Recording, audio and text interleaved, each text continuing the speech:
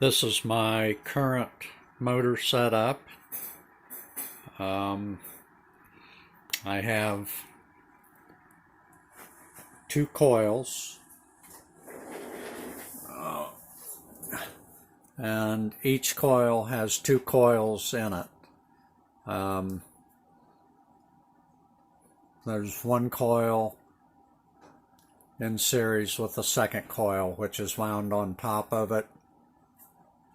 Comes down to the bottom coil, which has two coils in it, and is in series, the one coil in series with the other coil, which is wound on top of it.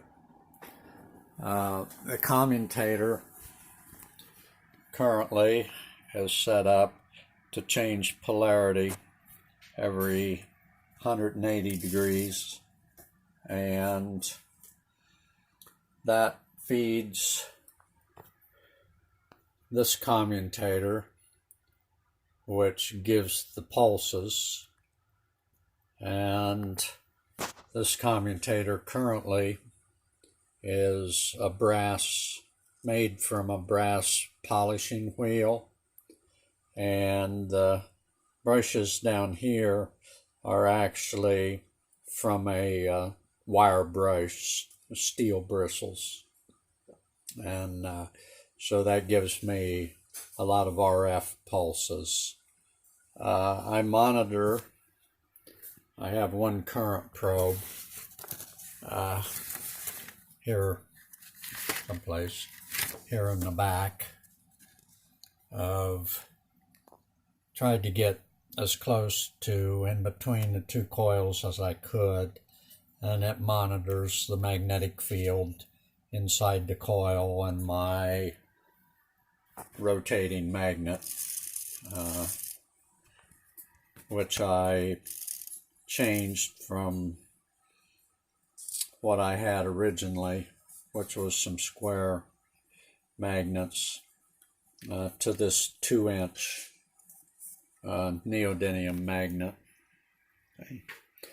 I also monitor the current. My other current probe here monitors the positive output of my battery packs. The battery packs, there's actually 4. There's 1, 2, 3, 4, and each one has 13 9-volt cells in it.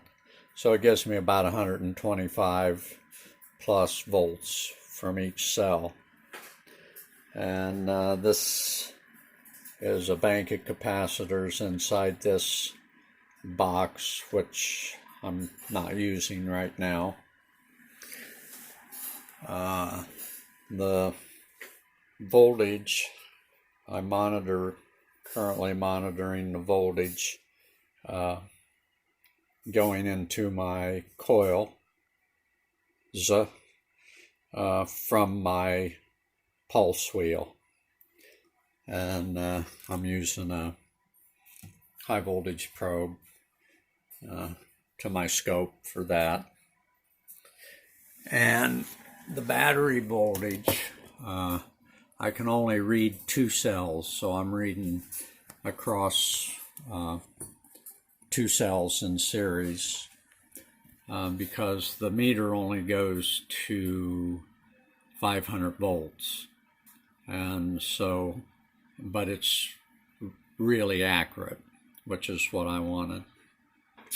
And this is my DC milliamp meter that's in series with my positive battery lead.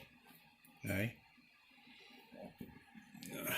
and these diodes I put in for energy recovery, and the microwave diodes are too slow, real slow, and these diodes are ultra fast diodes rated at 1,000 volts, but they're too slow for the pulses coming off of this pulse wheel. So that's where I'm at right now, and I'll show some waveforms later on. Thank you very much.